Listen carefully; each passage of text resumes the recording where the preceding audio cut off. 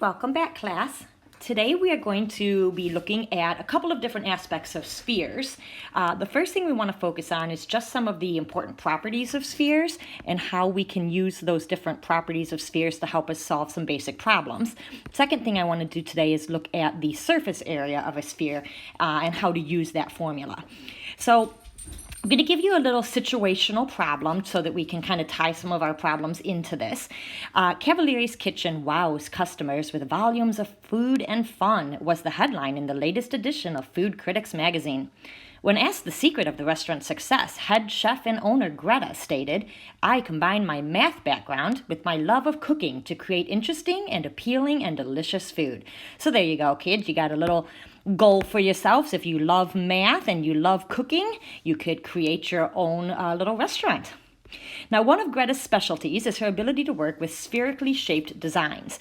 A sphere is a three-dimensional shape where all the points are an equidistance from a fixed point.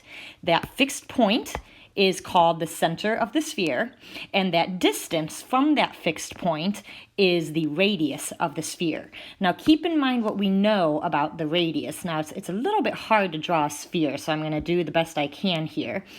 We're trying to draw this three-dimensional, so I'm going to try to show a little bit of the back and the front of this.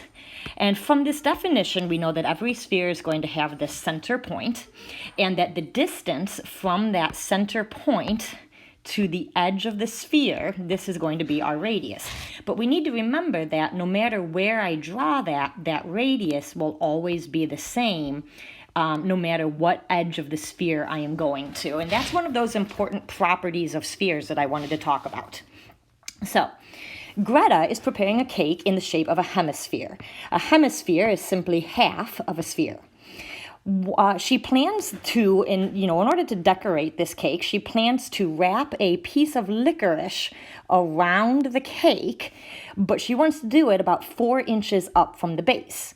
Now, if we know that the radius of the hemisphere is 6 inches, so down here we know that, let me switch colors, we know that the radius of the hemisphere is 6 inches, and we know that she wants to wrap the licorice around the cake 4 inches up from the base. We want to be able to figure out what is the total length of that licorice. So again, back to this licorice strip, we're going to be wrapping this around that circular shape. But what I really want to know is if I stretch that piece of licorice out flat, how long is it? Keep in mind, if I'm going to wrap around a circular shape, what I'm really looking for here is circumference of that licorice, okay? Now, how are we going to be able to solve that? In order to find circumference, remember our formula circumference is 2 pi r. So in order to be able to do this, we're going to have to know the radius of that circular shape. This is the part that we need to be able to find. And we can find that radius by knowing what we know about the radii in a hemisphere, in a sphere. Remember that we said before that all radii are equal in the same sphere. So for example, if the radius of this sphere is 6 inches, then no matter where I draw that radius, it will still stay 6 inches. And if I draw the radius right here, I've created a little right triangle with one side that's 4, a hypotenuse that's 6, and I'm going to use this right triangle to be able to find that missing radius right here. So off to the side, since one of my legs is 4, and I'm looking for the other leg, and my hypotenuse is 6, I can plug this in. 16 plus r squared equals 36. If I subtract 16 from both sides, r squared is 20. And if I take the square root of that, my radius could be written a couple of different ways. One option is to simplify this. Square root 4 times square root 5. The square root of 4 is 2, so 2 square root 5. This would be more of an exact answer. The other option is to use the calculator. The square root of 20 is approximately 4.47 if I round to a decimal. So my first step was to figure out the radius of this circle, which we now know is 4.47 inches. The second step was to be able to find the distance around the cake. And remember, that was just circumference. And our circumference formula is 2 pi times radius. Now, we're finding the circumference, remember, of this circle right here, not the circle, not the base. So we make sure that you're using the right radius here. We want to use that 4.47 radius for the circumference of that licorice piece. So if we multiply that 4.47 times 2, and then we multiply times pi,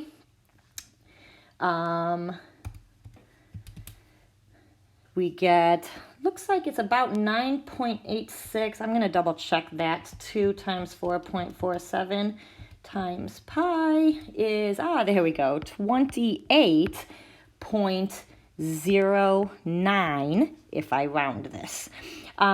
Circumference is the same as perimeter, so we're going to be measuring this in inches rather than inches squared. And that's one application of how we can use those properties of spheres. Looking at a second similar example, let's say that the diameter of the sphere is 40 feet.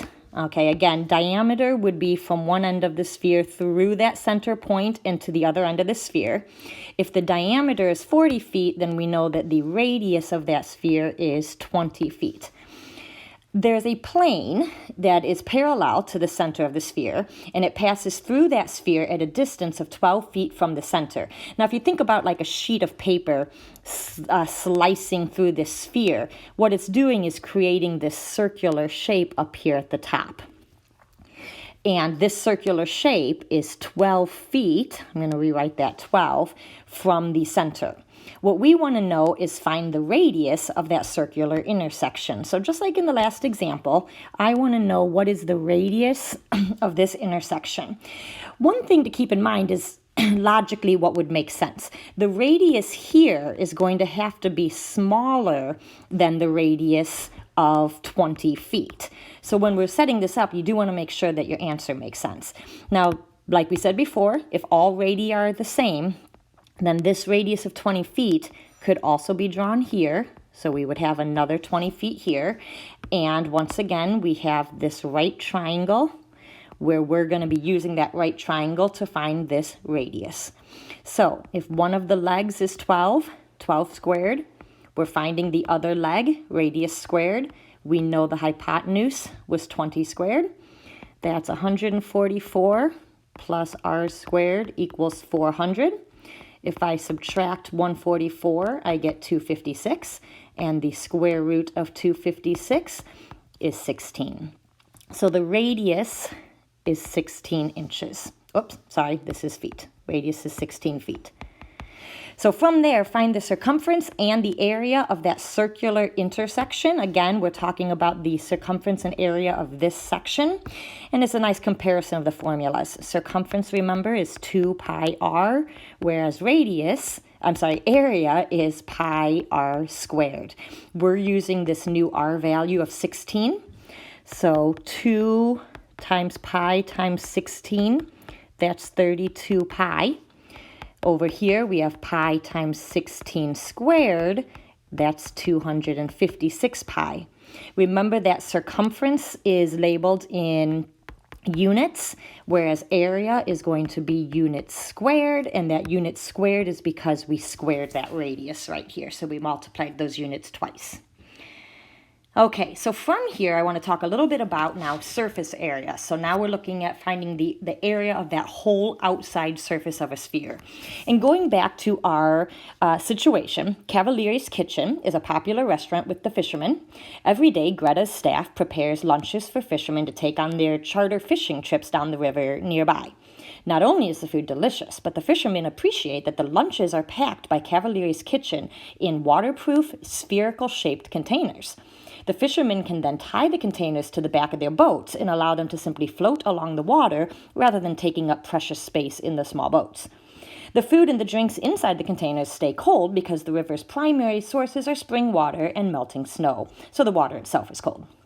Now, the formula for calculating the surface area of a sphere is area equals 4 pi r squared, where r, again, is the radius of the sphere. So basic application of the formula, if I want you to find the surface area of a sphere, of one of these spherical containers, and we know that the radius is 8 inches, we're just going to plug into the formula. 4 times pi times 8 squared. 8 squared is 64, and 4 times 64 is 256 pi. Again, since we are talking area, this is going to be inches squared. Another quick application of our formula is working backwards. Let's say that I wanted you to actually find the radius of the sphere, whose surface area is 1,256.64 centimeters squared. So same formula. For surface area, we can do 4 times pi times radius squared. This time we'll plug in that surface area, 64, and we're using this formula to actually solve for the radius. So step 1 would be to isolate that radius squared, and we can do that by dividing by 4 pi. Now, we talked about this in one of the previous lessons, and I want to reiterate this one more time because this is extremely important. When you do this calculation in your calculator, 1256.64, and we're going to divide by 4 pi, it is absolutely critical that you put that 4 pi in parentheses, because what you need to make sure is that these are being multiplied first, and then the division is applied afterwards. So very, very important, guys, that you use those parentheses. If I put that in, 1256.64 divided by parentheses 4 pi. Oops, sorry.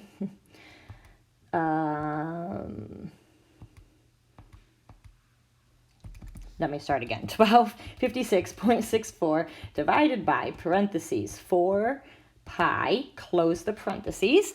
I'm going to get about 100.001 equals r squared.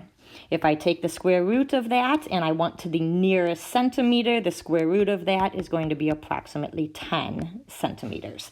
So the big thing on this one is making sure that you are using your tools appropriately, specifically how you're putting this in the calculator. The first part of your assignment then today, actually, I'm sorry, I had one more problem to look at. Each evening, the fishermen return the empty containers to Cavalier's kitchen, and they typically stay for dinner. The restaurant is an interesting structure, and it is in a hemisphere on a wooden platform. Now remember, a hemisphere is really just half a sphere. Okay?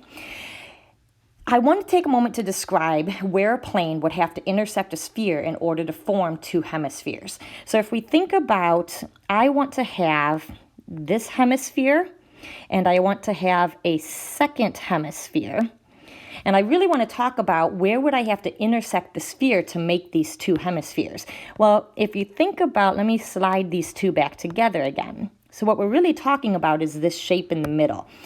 To create these two hemispheres, I would have to make sure that I am intersecting the sphere at that center point. So I'd have to go right directly through that center.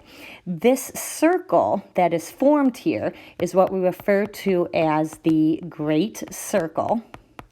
And again, it's kind of the exact middle of a sphere.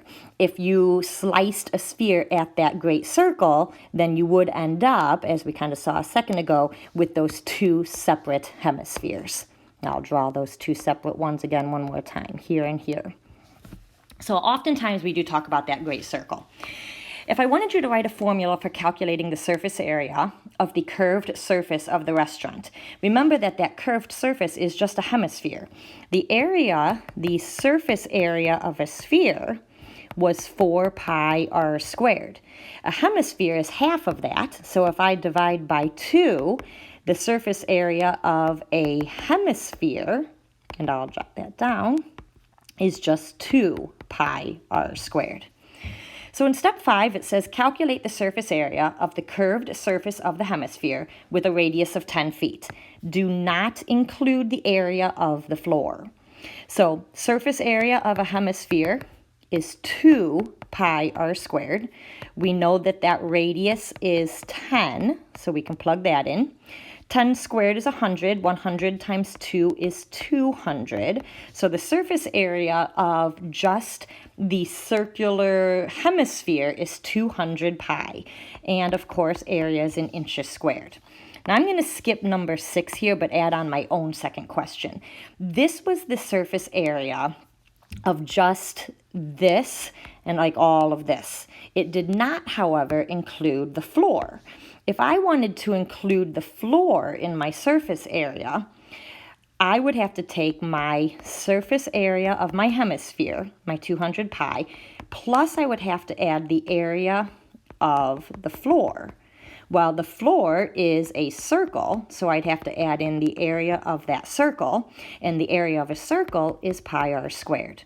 Now, we know that the floor has a radius of 10 still, so if I plug in my 10 squared, the area of that circular floor is 200. So if I did want to include the circular floor to the surface area, it would be 200 pi plus 100 pi, or 300 pi feet squared. So in the Schoology app, you will find some questions that are going to help you start focusing on how to use your surface area.